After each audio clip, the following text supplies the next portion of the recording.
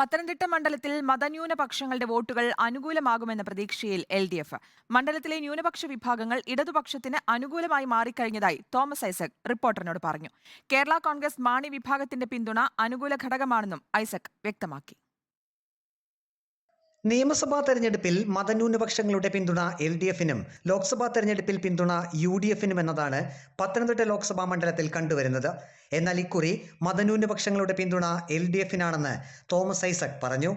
കഴിഞ്ഞ തവണ സുരേന്ദ്രൻ ജയിച്ചു പോകുമോ എന്നുള്ളൊരു ഭീതി ഒരു അഭിപ്രായ വോട്ടെടുപ്പിന്റെ അടിസ്ഥാനത്തിൽ വന്നു. തുടർന്ന് ന്യൂനപക്ഷങ്ങൾ, പ്രത്യേകിച്ച് മുസ്ലിം ന്യൂനപക്ഷം വലിയ തോതിൽ UDFലേക്ക് മാറി. അത് തടയാൻ വേണ്ടി അത് ഇത്തവണ ഇല്ല.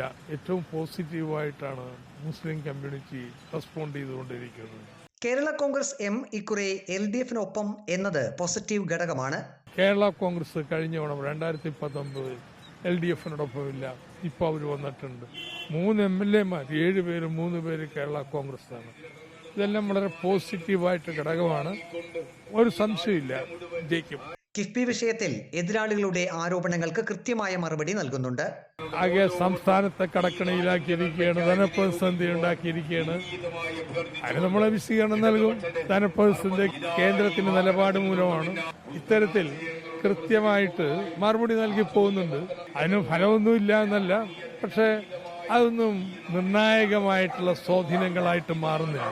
പ്രചാരണം ഓരോ റൗണ്ട് കഴിയുമ്പോഴും ജനങ്ങളുടെ പ്രതികരണം കൂടുതൽ അനുകൂലമാകുകയാണെന്നും പത്തനംതിട്ടയിൽ വിജയം ഉറപ്പാണെന്നുമാണ് LDF നേതൃത്വത്തിന്റെ വിലയിരുത്തൽ.